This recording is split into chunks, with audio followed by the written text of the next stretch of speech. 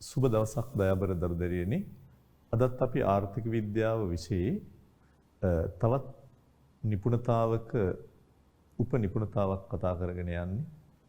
ඒ තමයි සාර්ව ආර්ථිකය එවනම් සාර්ව ආර්ථික විද්‍යාව හැඳින්වීම කියන එකය. ඒකේ ඔබට මතක ඇති අපි කතා කරා සාර්ව ආර්ථික විචල්යන් කියන්නේ මොනවද? සාර්ව ආර්ථික අරමුණු මොනවද? එකිනෙක අරමුණු වල ගැටීම් මොන ආකාරයෙන්ද කරන්නේ? ඒ වගේම ඊට වැදගත් කොටසක් අපි අවසානයේ කතා කරා ව්‍යාපාර චක්‍ර පිළිබඳව. ඉතින් මේ චක්‍ර ආයසරයක් අපිට ඉදිරියේදී ප්‍රයෝජනවත් වෙන හින්දා අපි ඒක ඒ අවස්ථාවේදී කතා කරමු. අද අපි මාතෘකාවට එනවා ඔබේ නිබන්ධනයේ පිටු අංක 12 යටතේ තියෙන විභව නිමැවුම එහෙම නැත්නම් potential output කියන කොටස. මම හිතනවා ඔබ මේ වචනේ අහලා තියෙනවා මීට පෙර අපි නිෂ්පාදන හැකියා ආදර්ශය කියන එකේ කතා කරන අවස්ථාවේදී. ඒතර විභව නිමැවුම කියලා කියන්නේ ඇත්තටම සත්‍ය తත්වය කියන එකම නෙවෙයි. විභව නිමැවුම සත්‍ය නිමැවුම වෙන්නත් පුළුවන්. හැබැයි විභව කියලා කියන්නේ නිතරම හැකියාව කියන එක. අපි නිෂ්පාදන හැකියාව කියලා කිව්වේ විභව නිමැවුම. නිෂ්පාදන හැකියාව කියන එකටම අපි භාවිතා කරපු වචනයක් තමයි විභව නිමැවුම. නිෂ්පාදන හැකියාව, විභව නිමැවුම, නිෂ්පාදන ධාරිතාව මේ ඔක්කොම හරි. එතකොට අපි මේ දන්න කොටසෙන් ආවොත් අපි නිෂ්පාදන හැකියාව මායිමාදිද්දී අපි භාණ්ඩ දෙකක් නේ ගත්තේ. ඔබට මතක ඇති. නිෂ්පාදන හැකියාව මායිම අපි අඳිද්දී මේ පැත්තට ආහාර කියන භාණ්ඩය දැම්මොත් මේ පැත්තට රෙදි කියන භාණ්ඩය දැම්මොත් නිෂ්පාදන හැකියාව නොහොත් විභව නිමැවුම කියලා කිව්වේ මේ හැකියාවෙන් පෙන්වන භාණ්ඩ වර්ග දෙකෙන් නිපදවිය හැකි විකල්ප සංයෝග. ඉතින් ඒක අඳිද්දිත් අපි කිව්වා මේ හැකියාමායිම උඩ යම් ලක්ෂයකට ඉන්න පුළුවන් වෙන්නේ කොන්දේසි දෙකක් ඉටු වුනහම. එහෙම තමයි එක කරුණකින් කියනවා නම් නිෂ්පාදනයේ කාර්යක්ෂම වුනහම. ඒ කියන්නේ එකක් පූර්ණ සේවා නියුක්තිය අනිත් එක පූර්ණ නිෂ්පාදනය. සාධක සියල්ලම නිෂ්පාදනයට යොදාගෙන හා උපරිම ඵලදාව යුක්තව යොදාගත්තාම තමයි භාණ්ඩ දෙකකින් නිපදවිය හැකි විකල්ප සංයෝග පෙන්වන්නේ. ඉතින් අපි දල වශයෙන් කතා කරා භාණ්ඩ දෙකක් අරගෙන ඒ භාණ්ඩ දෙකයි ආර්ථිකයේ තියෙන්නේ කියලා හිතලා ඒ භාණ්ඩ දෙකේ හැකියාව තමයි අපි විභව නිමැවුම කියලා කිව්වේ. හැබැයි අද අපි කතා කරන්න යන්නේ සාර්ව ආර්ථිකය ගැන. ඒ නිසා සමස්ත ආර්ථිකය පිළිබඳවයි අද අපි සාකච්ඡාව ගෙනියන්නේ. ඒ නිසා විභව නිමැවුම කියන එකේ අර්ථය හරි. හැබැයි මෙතන අපි කතා කරලා තියෙන භාණ්ඩ දෙකක. අද අපි ගොඩක් සත්‍ය තත්වයට ඇවිල්ලා තියෙනවා. ඒ නිසා මුළු සමස්ත ආර්ථිකයේම නිමැවුම පිළිබඳවයි අපි කතා කිරීමක් කරන්නේ. ඒකත් ඔබ මතකයේ රඳව ගන්න ඕනේ කාරණයක්. හොඳයි. එහෙනම් මොකද්ද මේ විභව නිමැවුම කියලා කියන්නේ? විභව නිමැවුම කියලා කියනකොට ඔබ විශේෂයෙන්ම මතක තබා ගත යුතු තව කරුණක් තියෙනවා. ඒ තමයි විභව නිමැවුම කියලා අපි කියනකොට මේකෙදී ඔබ මතකයේ තියාගන්න ඕනේ මේ අපි සැලකිල්ලට ගන්නේ හැම වෙලාවකදීම මේ තිරසාර උපරිම නිමැවුමක් ගැනයි කතා කරන්නේ. ඔබ ආයේ මතක තියාගන්න ඕනේ දෙයක් මේ නිෂ්පාදන හැකියාව නොහොත් විභව නිමැවුම කියලා කියද්දී මෙතන අපි කතා කරන්නේ නිකම්ම උපරිම නිමැවුම කියන එක පමණක්ම නෙමෙයි. තිරසාර උපරිම නිමැවුම. මොකද තිරසාර උපරිම නිමැවුම කියන්නේ? චිරස්ථායී, තිරසාර, සස්ටේනබල් මොකද්ද? මේ දිගු කාලීන තත්වයක්. කෙටි කාලකින් ඇවිල්ලා විනාශ වෙන එකක් නෙමෙයි. දිගු කාලීනව රඳාපවතින නිමැවුමක් ගැන මේ කතා කිරීමක් කරන්නේ. ඒ නිසා විභව නිමැවුම කියන්නේ කරන්න පුළුවන් උපරිම දේ කියන එක නෙමෙයි. තිරසාරව කළ හැකි දේ. දැන් ඔබ දන්නවා මම මේ හැකියාව මායිම් ගැන කලින් කතා කරද්දිත් කිව්වා මේ බස් එකේ සාමාන්‍ය පරිදි මගින් වාඩි කරවගෙන ගියොත් ආසන සංඛ්‍යාව අනුව මිනිසුන්ට හිරිහැරයක් නැතුව හිටගෙන යන්න නැතුව සාමාන්‍ය පරිදි මේ බස් එකේ 40 දෙනෙක්ට යන්න පුළුවන්.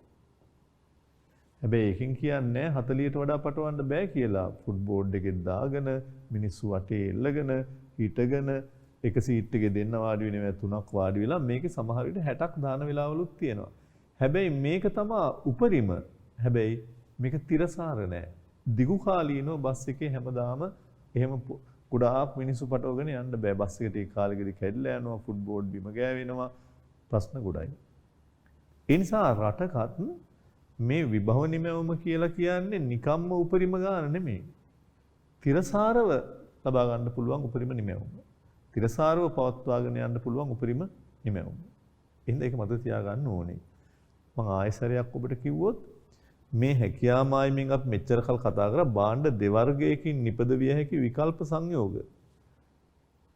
මෙතනින් එහාට බෑ. අපි දැන් දෙන්නලද කාල පරිච්ඡේදයන්නේ කතා කරන්නේ 2019 නම් 2019 වර්ෂයේ පවතින සම්පත් පූර්ණ උපරිම වශයෙන් යෙදුවොත් මේ සංයෝග තමයි අපිට පුළුවන් වෙන්නේ. එතකොට එතනින් එහාට දැන් තියෙන සම්පත් වලින් නිපදවන්න බෑ මේ කාල පරිච්ඡේදය තුල. ඒක ඔබ දන්නවා. ඒ නිසා අපි හැම වෙලාවකම මතක තබා ගත යුතු කරුණ තමයි විභව නිමැවුම කියලා කියන්නේ තිරසාර උපරිම නිමැවුම මිසක් උපරිම ගාන නෙමෙයි. මම කියන එක ඔබට පැහැදිලි ඇති. ඕනේ තැනකදී අපි ලබා ගන්න පුළුවන් උපරිම නිමැවුමටත් වඩා ලබා ගන්න පුළුවන් විභව නිමැවුමටත් වඩා වැඩි නිමැවුමක් ගන්න පුළුවන්. පන්ති කාමරයක ළමයි 100 නම් දාන්න පුළුවන් නම් 150ක් වාඩි කරනවා. හැබැයි දිගට ඒ ළමයිට ඉන්න බෑ. හොඳට අතපය දිගෑරලා පහසුවෙන් තමන්ගේ අරමුණ ඉටු කරගන්න බැරි වෙන්න පුළුවන්. ඒ නිසා මේ තිරසාරව හැමදාම තියාගන්න පුළුවන් නිමැවුමක් වෙන්න ඕනේ ඒක. නැත්තම් මොකද වෙන්නේ? අනවශ්‍ය විදිහට දැන් හිතන්න ඇඟලුම් කම්මලක් තියෙනවා. සාමාන්‍යයෙන් සම්පත් භාවිතයේ යටතේ මේ ඇඟලුම් කම්හලේ දවසකට කමිස 100යි නිපදවන්න පුළුවන් වෙන්නේ. දිනකට කමිස 100ක් පුළුවන් මැෂින් ඔක්කොම වැඩ කරලා ශ්‍රමිකයෝ ඔක්කොම ඇවිල්ලා දිනකට 100ක් පුළුවන්. හැබැයි සමහර අවස්ථාවන් වලදී ඔන්න ලොකු ඇණවුමක් එනවා. විශාල ඇණවුමක් එනවා. ඒ ඇණවුම අනුව දිනකට 100ක් නිපදවලා මදි. ඇයි ඕඩර් ඉක්මනින් දෙන්න ඕනේ.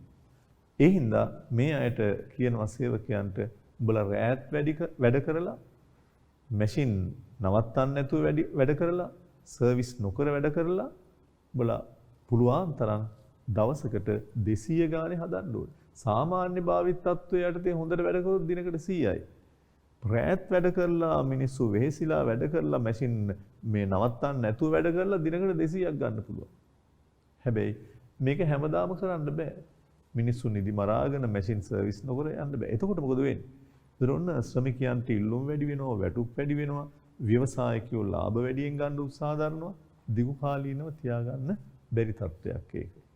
ඒ නිසා තිරසාරව දිගු කාලීනව රඳව ගන්න පුළුවන් නිමැවුම තමයි විභව නිමැවුම. ඔය ඔන්න මම දැන් මේ භාණ්ඩ දෙවර්ගය කියන පැත්ත පොඩ්ඩක් අපි හිතෙන් අයින් කරලා සමස්ත ආර්ථිකයේ පැත්තට ඔබව එක්කන් යනවා. දැන් මේ හැකියාව මායිම් ගැන මම කතා කරේ. දැන් මම සාර්ව ආර්ථිකයේ පැත්තෙන් විභව නිමැවුම කතා කරන්න යන්නේ. අපි දැන් දන්න එකෙන් මම ඔබ වෙන තැනකට එක්කන් යන්නේ. ඒතර සාර්ව ආර්ථිකයේ යටතේ අපි කතා කරනවා විභව නිමැවුම කියන්නේ මොකක්ද කියන එක සම්බන්ධ අදහස පුළුල්ව. එතකොට දැන් අපි විභව නිමැවුම නොහොත් හැකියාව ගැන කතා කරද්දී අපි කියනවා ඔන්න අලුත් වචනයක් කියනවා උද්දමන පීඩනයකින් තොරව. මොකද්ද මේ උද්දමන පීඩනය? දැන් ඔබ මෙච්චර කල් උද්දමන ගැන අහලා තියෙන්නේ බඩුවල මිල මට්ටම අකණ්ඩව ඉහළ යනවානේ. සාමාන්‍ය මිල මට්ටම ඉහළ යනවා. භාණ්ඩවල මිල ගණන් වල අකණ්ඩ ඉහළ යාමක්. පොදු මිල මට්ටම ඉහළ යනවා. මෙතන අපි උද්දමන පීඩනය කියනකොට ඒ භාණ්ඩවල මිල මට්ටම ඉහළ යන්නත් බලපානවා. සමහරට මම කිව්වා දැනට සම්පත් භාවිතයේ සාමාන්‍ය පරිදි සිදු කරගෙන ගියොත් ලබා ගන්න පුළුවන් උපරිම තිරසාර නිමැවුම තමයි විභව නිමැවුම. මම ඔන්න වචනයක් කියනවා සම්පත් භාවිතය යම් ඕනනම් නිශ්චිත කාල පරිච්ඡේදයක් තුල, ඒ කියන්නේ වර්ෂයක් කියලා හිතන්නකෝ, කාල පරිච්ඡේදයක් තුල සම්පත් භාවිතය සාමාන්‍ය තත්ත්වයේ යටතේ, ඒ කියන්නේ සාමාන්‍ය පරිදි සම්පත් භාවිතා කිරීමක් කරලා,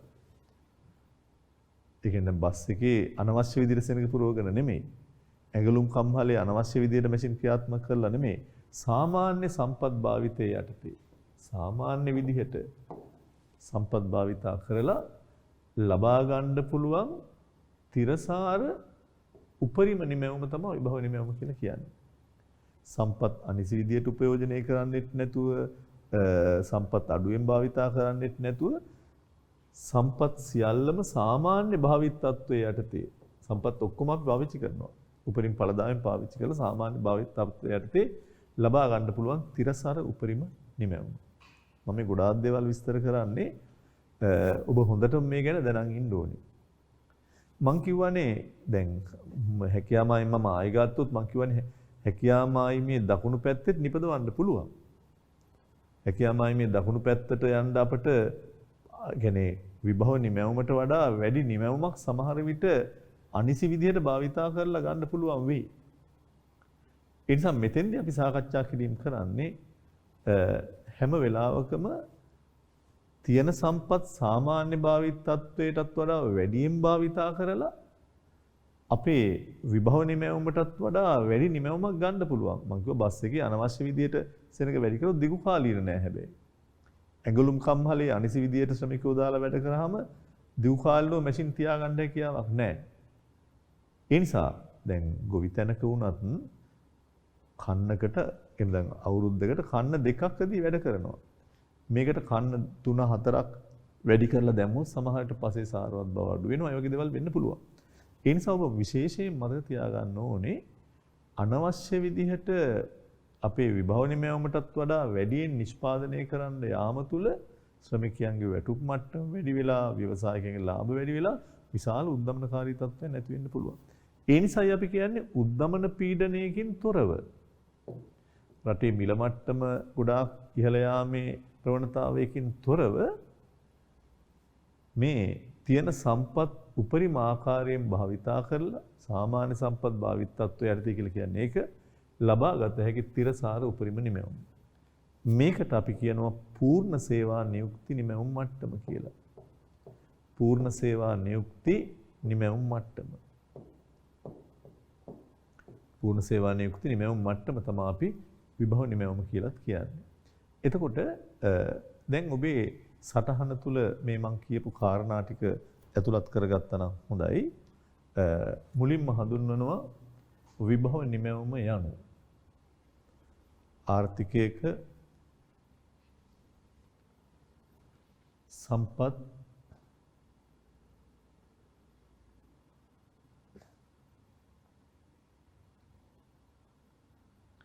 පූර්ණ හා උපරිම කාර්යක්ෂමතාවයෙන් උපයෝජනය කළ විට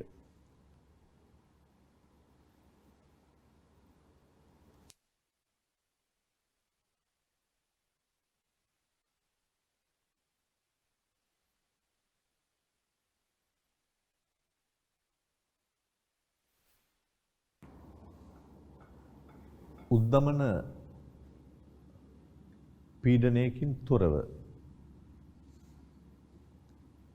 පීඩනයකින් තොරව ලබා ගත හැකි උපරිම වූ තිරසර වූ නිමැවුම් මට්ටමයි. ඒ උපරිම වෙන්න ඕනේ. හැබැයි ඒක තිරසර එකක් වෙන්න ඕනේ. දිගු කාලෙම තියාගන්න පුළුවන් උපරිම එකක් වෙන්න ඕනේ.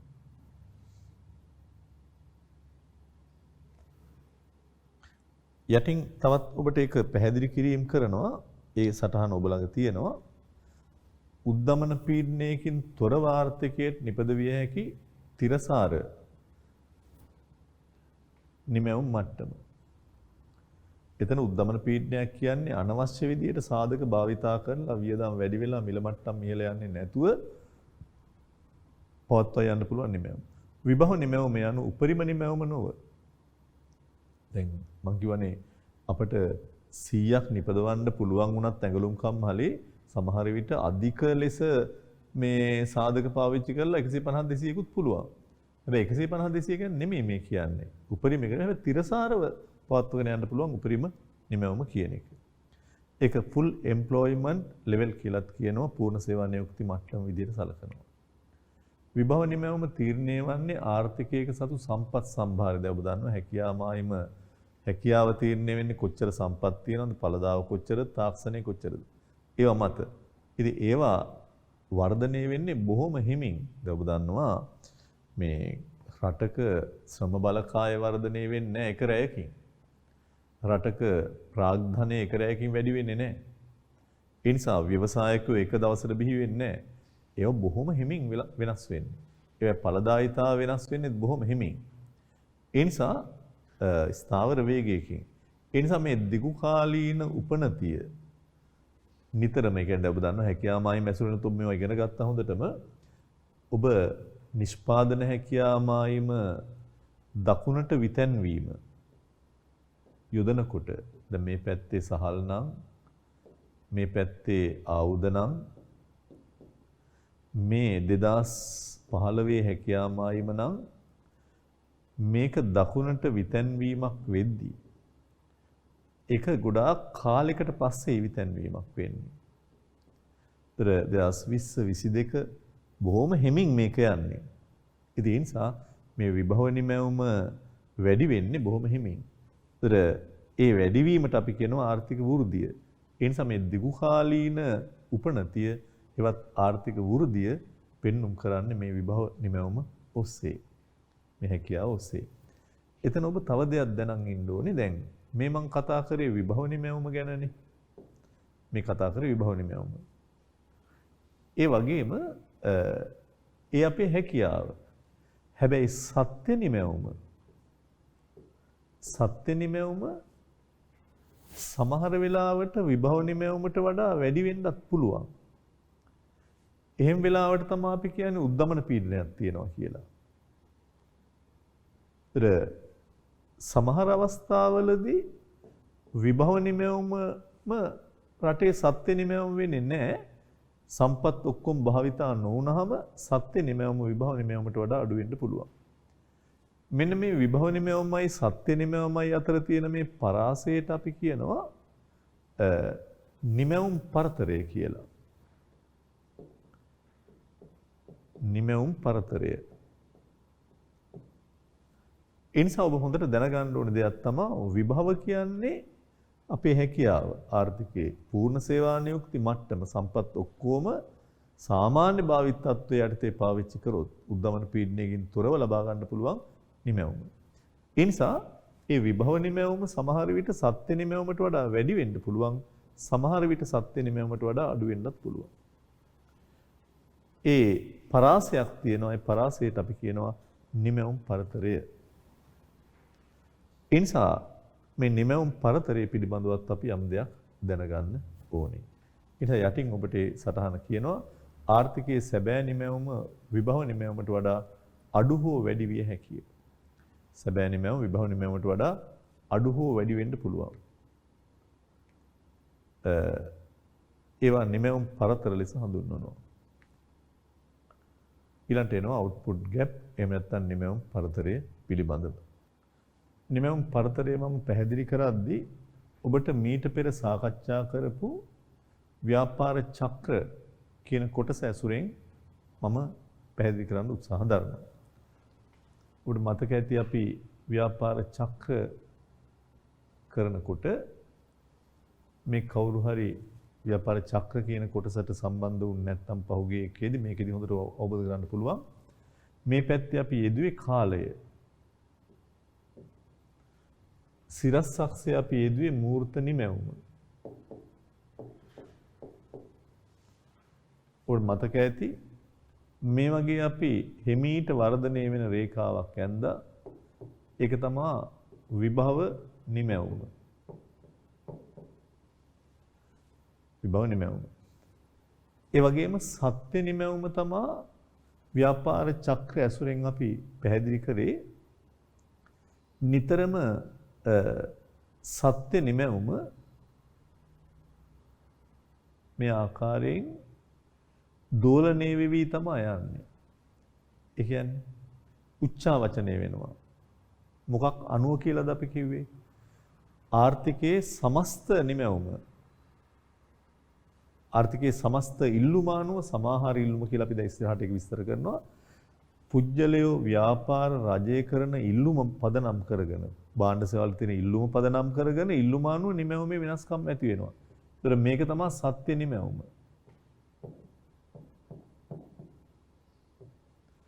එනිසා මේ විභව නිමැවුම තියනවා මෙහෙම සත්‍ය නිමැවුම මේ ආකාරයට ඇති වෙනවා.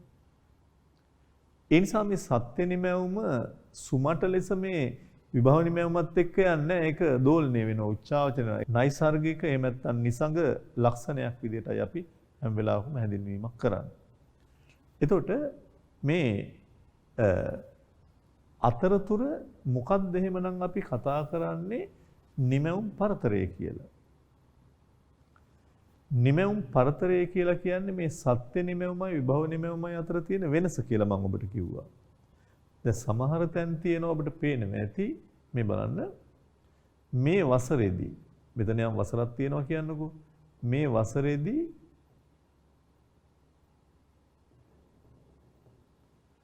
විභව නිමැවුම තියෙනවා 1000ක්. සත්‍ය නිමැවුම ඊට වඩා වැඩි. සත්‍ය නිමැවුම තියෙනවා 1400ක්. එතකොට අපි හිතුවොත් කොච්චරද නිමැවුම් පරතරය කියලා සත්‍ය නිමැවුම ඍණ විභව නිමැවුම මේකේ සත්‍ය නිමැවුම 1400ක් තියෙනවා විභව නිමැවුම 1000ක් තියෙනවා ඒ අනුව නිමැවුම් පරතරයේ ධන 400ක් තියෙනවා. ඒ නිසා මේ වගේ තත්වයකට අපි කියනවා ධන නිමැවුම් පරතරයක්. මෙතන නිමැවුම් පරතරයේ දොර ධන අගයක් අපිට දැන් ආවේ ධන නිමැවුම් පරතරයක් අපිට තියෙනවා. output gap එක ධනයි. ඒකට පැහැදිලි. එතකොට ඒ නිසා හැම වෙලාවකදීම මේ විභව නිමැවුමට උඩින් සත්‍ය නිමැවුම තියෙනකොට ධන නිමැවුම් පරතර තමයි හැම තැනකම දකින්න තියෙන්නේ. මේ ඕනම තැනක ධන නිමැවුම් පරතරයක් තියෙනවා. හැබැයි ඔබට පේනවා ඇති ඊට පහළ తত্ত্বය අපි හිතමු මේ හරිය. මේ හරිය ගත්තොත් ඒ හරියේදී ඍණ නිමැවුම් පරතරයක් තියෙන්නේ. මේ ඔබට පේනවා ඇති අපි හිතමු මෙතන 1000ක් තියෙනවා දැන් සත්‍ය නිමැවුම. මෙතන සත්‍ය නිමැවුම මේ අවස්ථාවේ මේ පළවෙනි අවුරුද්දේ මේ පස්වෙනි අවුරුද්දේ. ඒතර සත්‍ය නිමැවුම තියෙනවා 1000ක්. හැබැයි විභව නිමැවුම ඊට වඩා උඩින් තියෙන්නේ. විභව නිමැවුම 1200යි.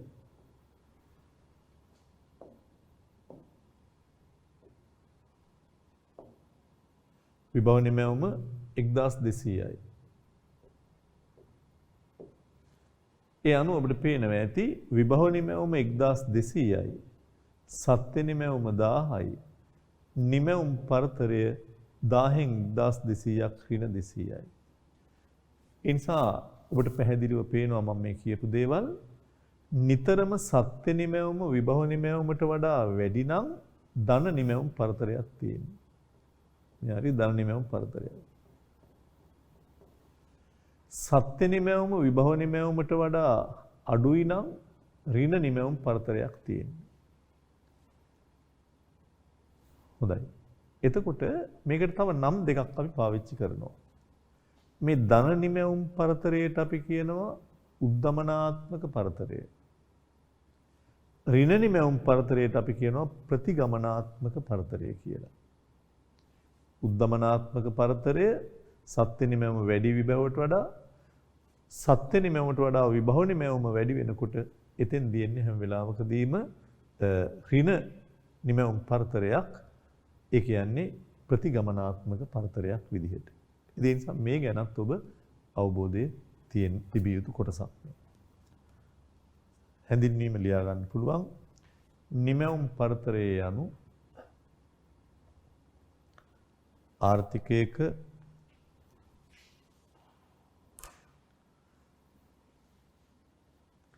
සැබෑ නිමැවුම හා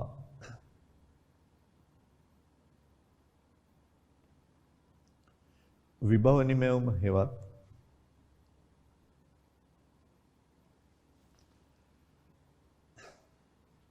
සැබෑ නිමැවුම හා විභව නිමැවුම හෙවත් පූර්ණ සැබෑ නිමැවුම හා විභව නිමැවුම හෙවත් පූර්ණ සේවා නියුක්ති මට්ටම පූර්ණ සේවා නියුක්ති නිමැවුම් මට්ටම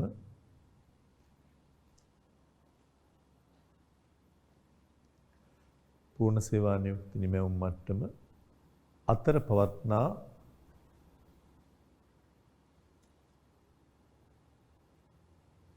ධනාත්මක හෝ ඍණාත්මක වෙනසයි.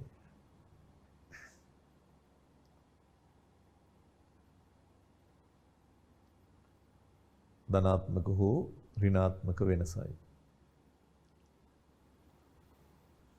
යනුව මේ නිමැවුම් පරතරය වෙන සූත්‍රයේ තියෙනවා. නිමැවුම් පරතරයේ සමානයි සැබෑ නිමැවුම් මට්ටම ඍණ විභව නිමැවුම. සැබෑ නිමැවුම් මට්ටම ඍණ විභව නිමැවුම. ඒක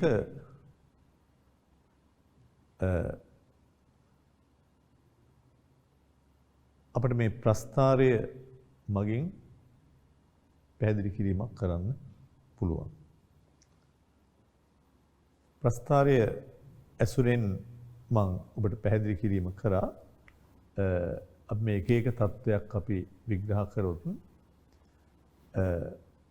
T1 T2 දක්වා ඒ කියන්නේ මෙහෙම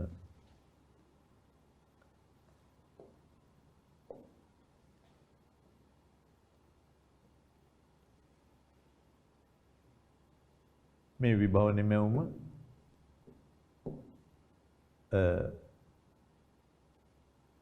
මේ ව්‍යාපාර චක්‍ර සත්‍ය නිමැවුම අපි T1 නිමැවුම මෙතන ගත්තොත්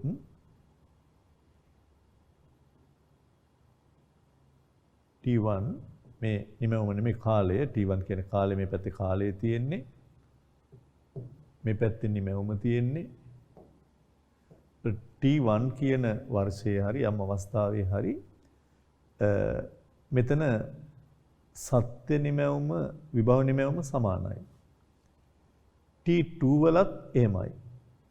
හැබැයි T1 T2 අතර මේ මුළු පරාසය ගත්තොත් මේක ධනාත්මක පරතරයක්. හේතුව සත්‍ය නිමැවුමට වඩා විභව නිමැවුම අඩුයි. සත්‍ය නිමැවුමට වඩා විභව නිමැවුම අඩුයි.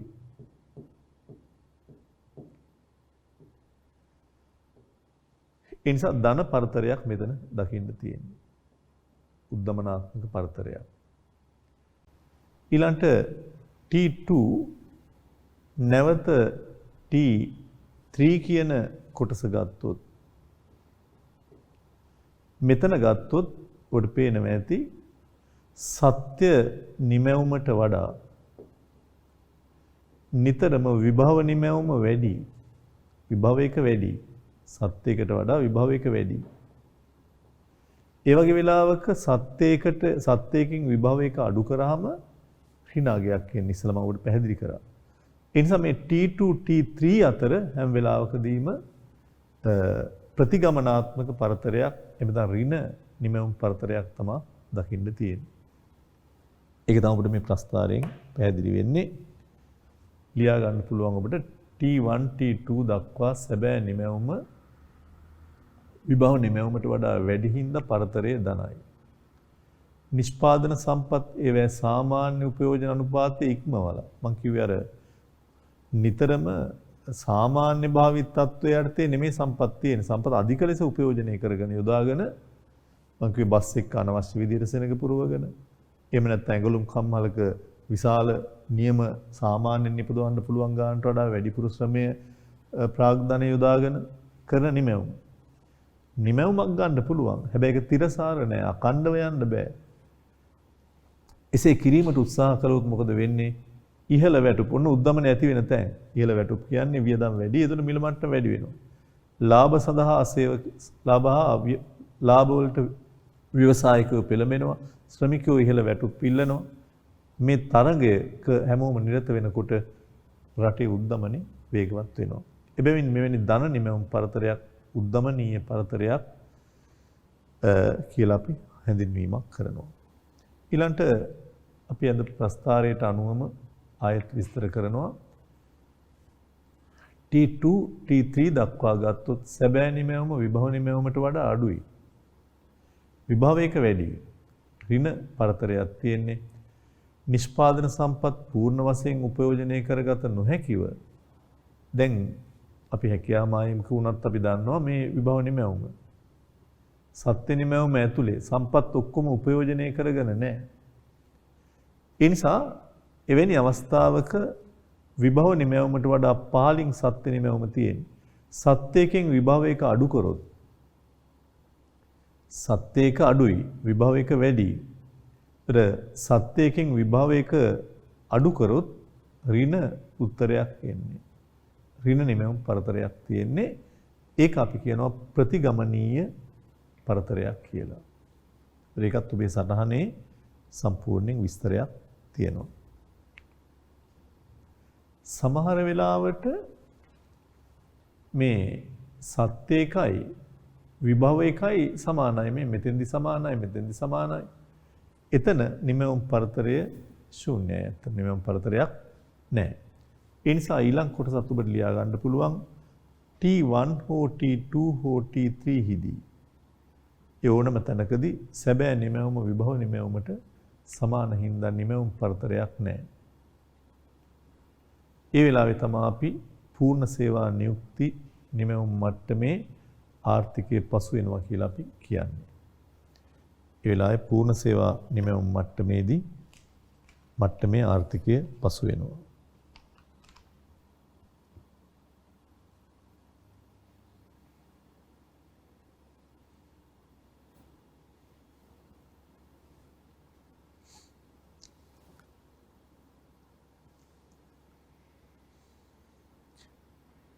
දැන් මම ඔබෙන් ප්‍රශ්නයක් ඇහුවොත්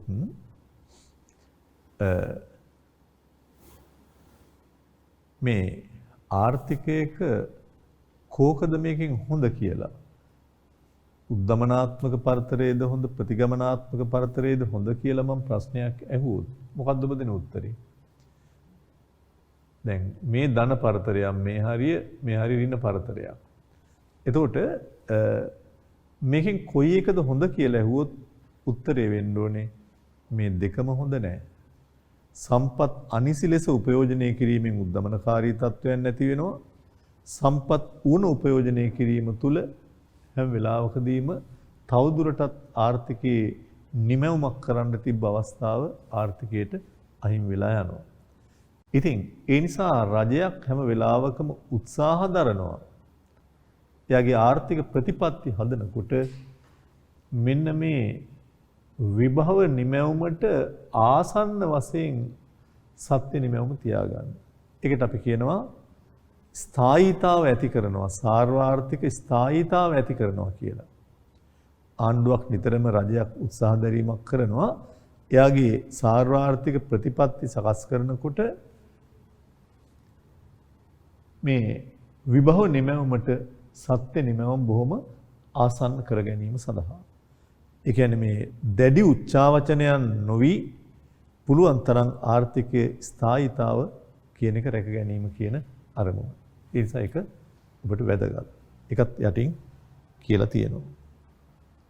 නිමැවුම් පරතරයන් ආර්ථික අස්ථායීතාවන් පිළිඹු කරන බැවින් ඒවා ඉවත් කොට ස්ථායීතාව ඇති කිරීම සාර්වාර්ථික ප්‍රතිපත්තියේ වැදගත් අරමුණක් වෙනවා කියලා. ඊළඟට අපි විභාග ප්‍රශ්න කීපයකට ඔබ යොමු කරනවා. පළවෙනි ප්‍රශ්නේ ව්‍යාපාර චක්‍රයක පතුලේ සිට මුදුනට දක්වා ගමන් කරන විට දැකිය හැකි ලක්ෂණ වන්නේ. ව්‍යාපාර චක්‍රයක පතුලේ සිට මුදුනට දක්වා. දැන් ඔබ දන්නවා මේකේ අවධි හතරක් අපි කතා කරා මතක ඇති. මේ පහළට ගමන් කිරීම මේකේ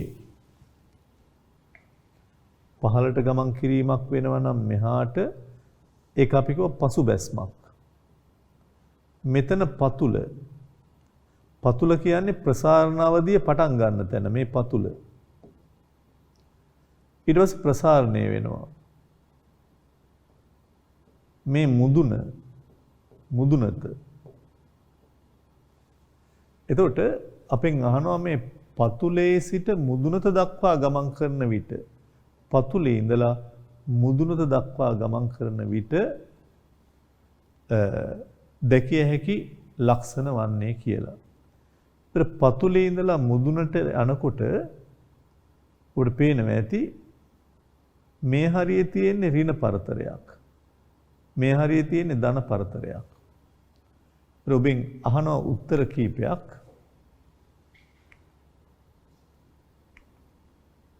උත්තර කීපයක් දීලා තියෙනවා සත්‍ය එක අහන්නේ සත්‍ය නිමවම වැඩිවීම උද්දමන හා සේවා යුක්තිය අඩුවීම.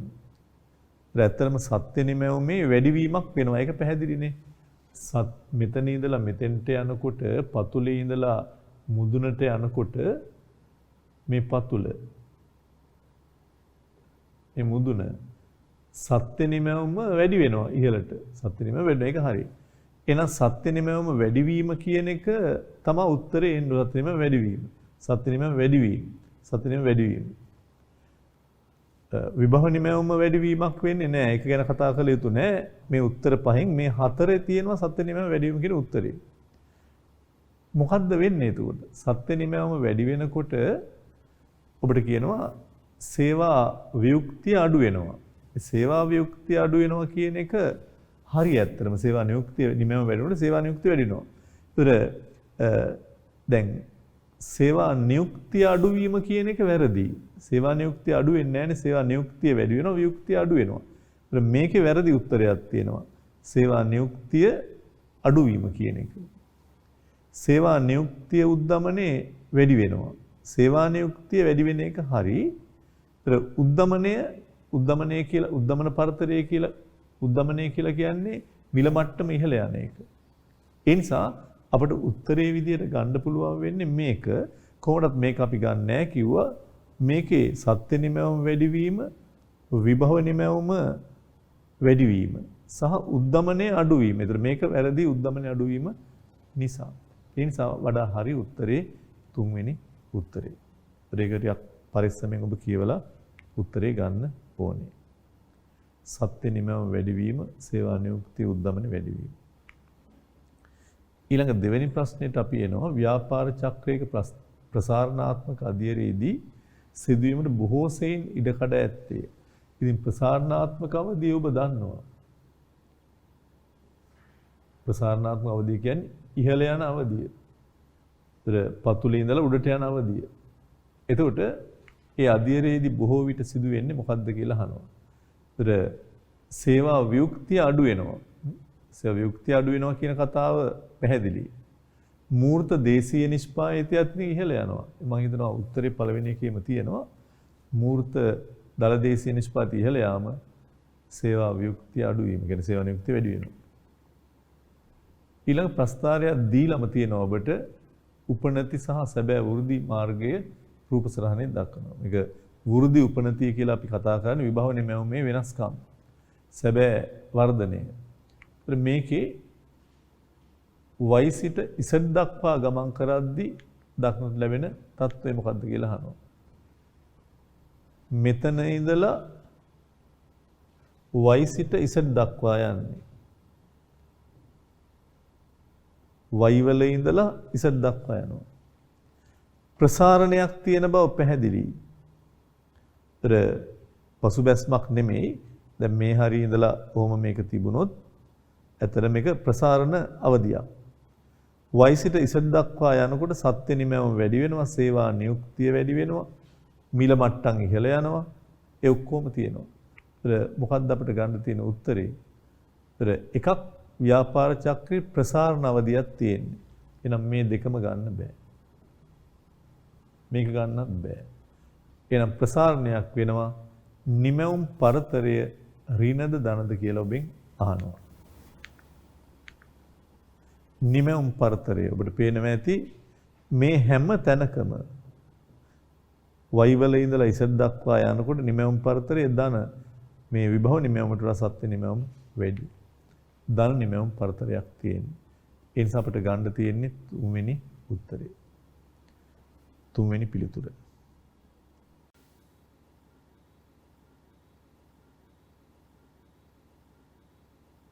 ඊළඟට කතා කරන්න යන්නේ සමාහාර ඉල්ලුම් සැපයුම් විශ්ලේෂණය. මම හිතනවා සාර්වාර්ථික විශ්ලේෂණයේදී සාර්වාර්ථිකය ගැන විග්‍රහ කරද්දී හොඳම ක්‍රමය තමයි මේ සමාහාර ඉල්ලුම් සැපයුම් විශ්ලේෂණය. මේ විශ්ලේෂණය තමයි හොඳම උපකරණයක් විදිහට භාවිතා කරනවා මේ සමාහාර ඉල්ලුම් සැපයුම් විශ්ලේෂණය. ඉතින් සමාහාර ඉල්ලුම aggregate demand සමාහාර සැපයුම aggregate supply.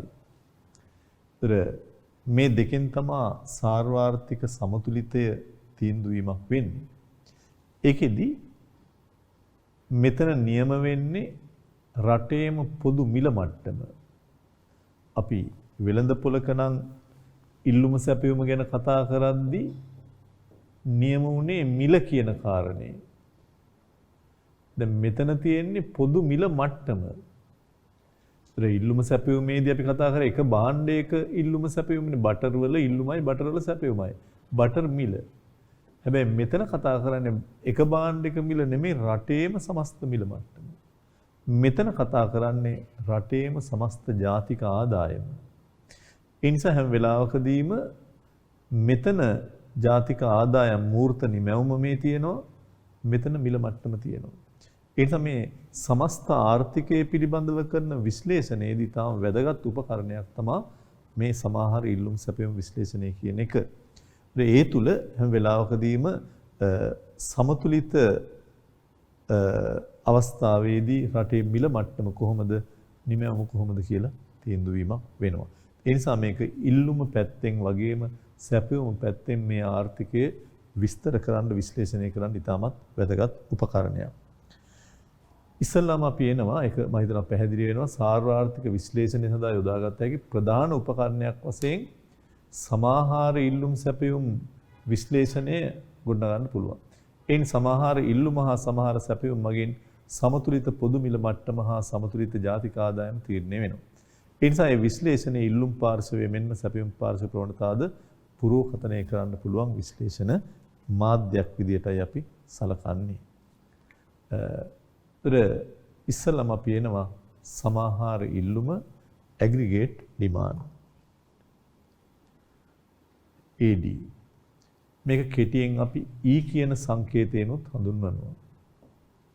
හේතුව දල දේශීය නිෂ්පාදිතය හෝ ඒ මත වියදම E කියන සංකේතයෙන් අපි හඳුන්වන නිසා.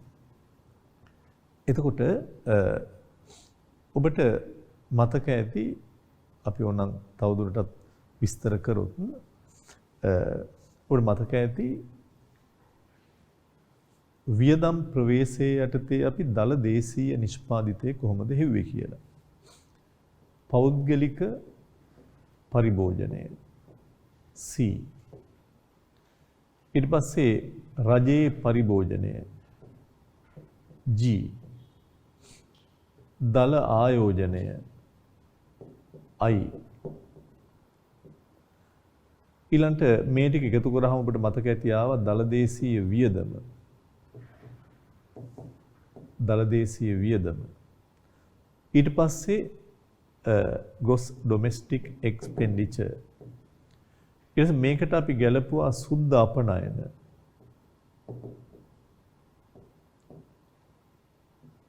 net export. උතනින් පස්සේ අපට ආවා දල දේශීය නිෂ්පාදිතය හෝ දල දේශීය නිෂ්පාදිතය මත වියදම.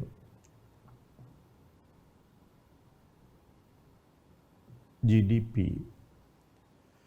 එතකොට දැන් මේක අපි කලින් කතා කරපු එකක්.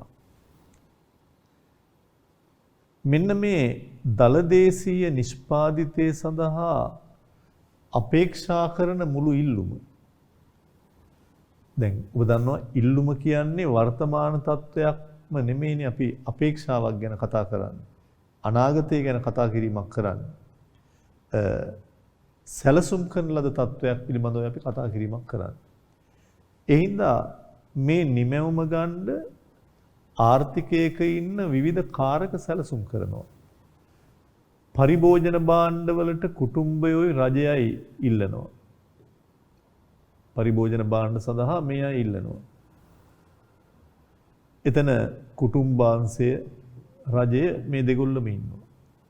මෙතන ව්‍යාපාරිකාංශයේ ආයෝජන භාණ්ඩ සඳහා ඉල්ලනවා. ව්‍යාපාරිකයෝ කිව්වහම සමහරට ව්‍යාපාර කරන පෞද්ගලිකාංශය හෝ රජය වෙන්න පුළුවන්.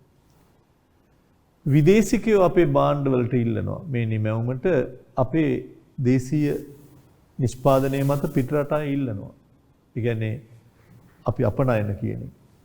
ඒ නිසා මෙන්න මේ කුටුම්බයෝ ව්‍යාපාර රජය සමහර විට විදේශ ආයතන අපේ මේ සමස්ත නිමැවුම සඳහා තියෙන සිදු කරන මුළු ඉල්ලුම අපේක්ෂා කරන මුළු ඉල්ලුමට අපි කියනවා සමහර ඉල්ලුම. කුටුම්බාංශයේ ව්‍යාපාරාංශයේ රජය මේ ඕනම කෙනෙක් මේ සමස්ත නිමැවුම සඳහා සිදු කරන අපේක්ෂා කරන මුළු ඉල්ලුම තමයි අපි දලදේශී සමාහාර ඉල්ලුම කියලා කතා කරන්නේ. ඒතර සමාහාර ඉල්ලුම සංකේතවත් කරන්නේ කොහොමද අපි? සමාහාර ඉල්ලුම සංකේතවත් කරන්නේ ඊ වලින් නම් ඇග්‍රිගේට් ඩිමාන්ඩ් කියන එකෙන් නම් මේකට කුටුම්බයෝ ඉල්ලනවා.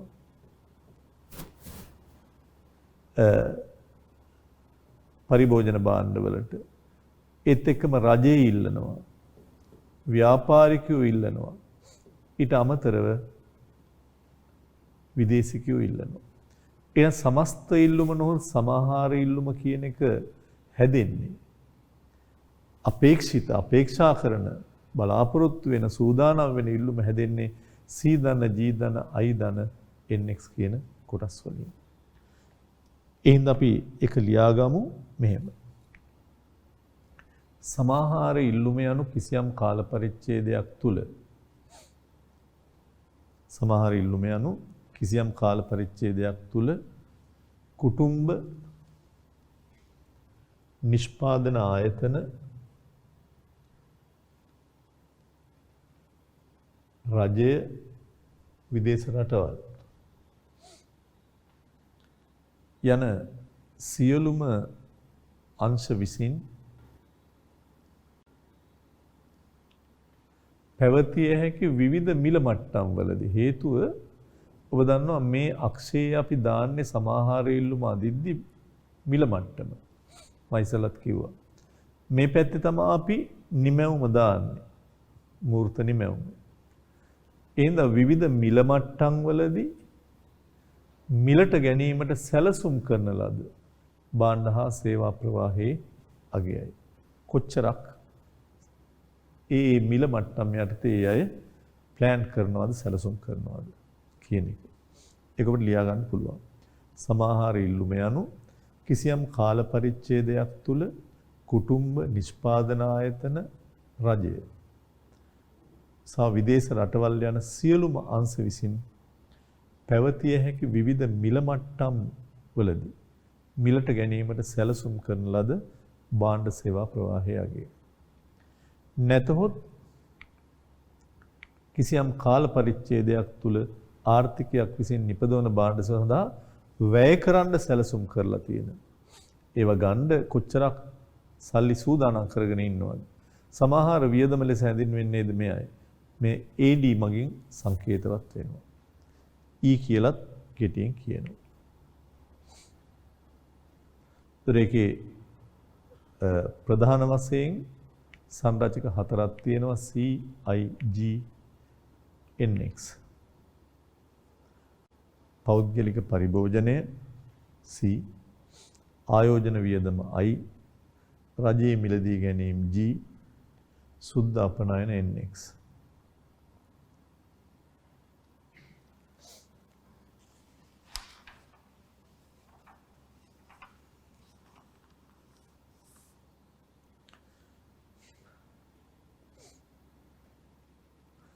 ඒක අපි සමීකරණයක් විදියට ගත්තොත් C ධන I ධන G ධන NX.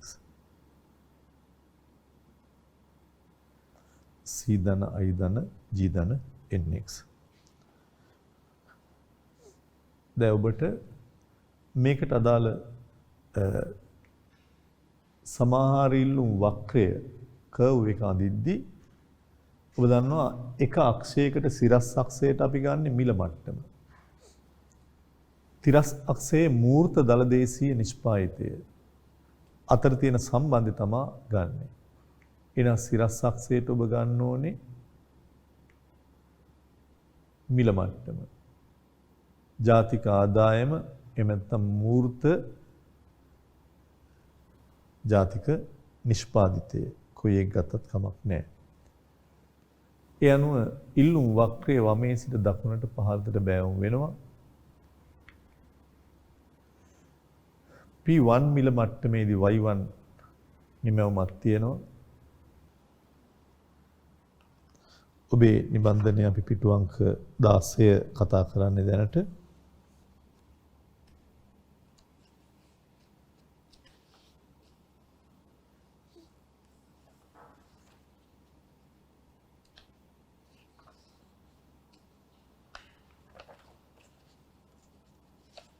අක්ෂ හරියට නම් කරගන්න වෙනවා. ඉතින් ඔබ මේක සම්පූර්ණ මැදන් හිටියොත් හොඳයි. පැති කීපෙම P1 P2 දක්වා මිල මට්ටම වැඩි වෙද්දී නිමැවුම Y1 Y බිඳුවට අඩු වෙනවා.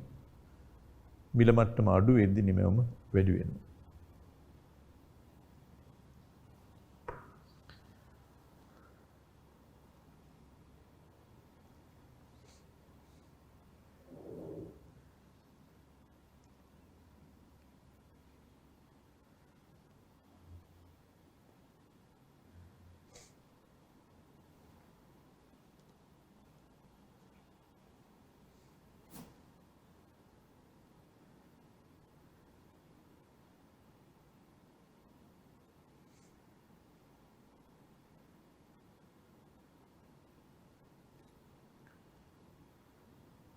මිල මට්ටම P1 P2 දක්වා වැඩි වෙද්දී අඩු වෙනවා නිමැවුම Y1 Y බිඳුව දක්වා.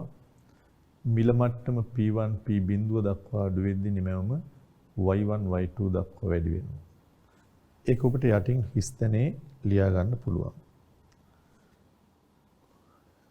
යටින් ලියන්න පුළුවන් පොදු මිල මට්ටම P1 සිට P2 දක්වා වැඩි වෙන විට පොදු මිල මට්ටම P1 සිට P2 දක්වා වැඩි වෙන විට සමතුලිත ජාතික ආදායම Y1 සිට Y බිඳුව දක්වා අඩු වේ.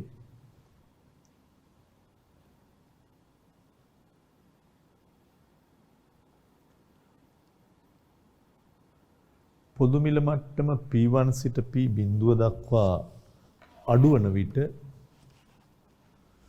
සමතුලිත ජාතික ආදායම Y1 සිට Y2 දක්වා වැඩි වේ.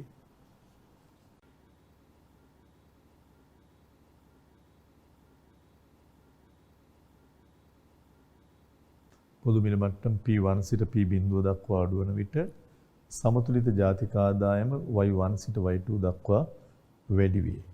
මේ ප්‍රස්ථාරය ගැනයි අපි විග්‍රහ කරේ. සමාහාර ඉල්ලුම් වක්‍රයේ මූලික ලක්ෂණ ඔබට පේනවා ඇති. සමාහාර ඉල්ලුම් වක්‍රය හැම වෙලාවකදීම වමේ සිට දකුණට පහළට බැවුම් වෙනවා. ඒ කියන්නේ අනිවාර්යයෙන්ම සමාහාර ඉල්ලුම් වක්‍රයේ බැවුම ඍණ බැවුමක්. සාමාන්‍ය ඉල්ලුම් වක්‍රයක් වගේම තමයි මිල මට්ටම ඉහළ යනකොට ජාතික ආදායම අඩු වෙනවා. මිල මට්ටම අඩු වෙද්දී ජාතික ආදායම වැඩි වෙන ප්‍රතිලෝම සම්බන්ධයක් තියෙනවා. මේ වක්‍රේ ඕනෑම ලක්ෂයකින් පිළිබිඹු වෙන්නේ ආර්ථිකයේ දෙන ලද මිල මට්ටමකට අදාළ ජාතික ආදායම කීයද කියලා. වක්‍රයේ බෑවුම ඍණයි මිල මට්ටමයි මූර්ත ජාතික ආදායම අතර ඍණ සම්බන්ධයක් තියෙන්නේ. ඒ වගේම මේ ඕනෑම ලක්ෂයකින් පිළිඹු වීමක් වෙන්නේ ඒ මිල මට්ටම් වලදී කොච්චරද ජාතික ආදායම කියන්නේ කියන එක. එක ලක්ෂණයක් තමයි ඒක ලියා ගන්න පුළුවන් ඔබට.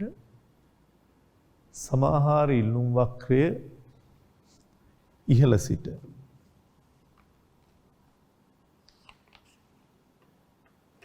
පහළට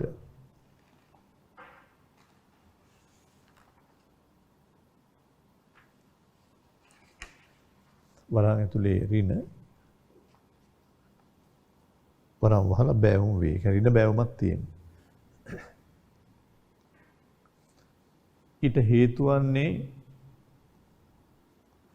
අනෙකුත් කරුණු නොවෙනස්ව තිබියදී මිල මට්ටම හා ආදායම් මට්ටම අතර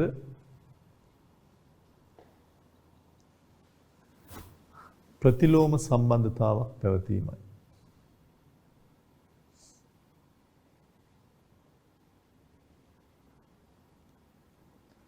මිල මට්ටම හා ආදායම් මට්ටම අතර ප්‍රතිලෝම සම්බන්ධතාවයක් පැවතීමයි.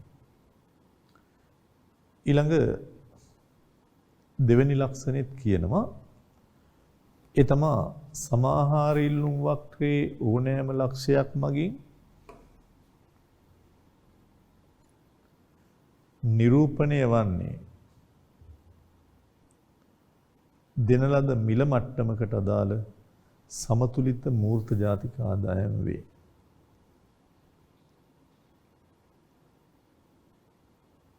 ඉතින් අපි ඊළඟ ඒකයේදී සාර්වාර්ථික සමතුලිත වෙන ආකාරයේ මේ ඉල්ලුම් සැපයුම් වක්‍ර ඇසුරෙන් පැහැදිලි කරමු. එතෙක් අදට අපි මේ ඒකය මෙතනින් හමාර කරනවා. ඔබ සැමට සුබ දවසක් ප්‍රාර්ථනා කරමි.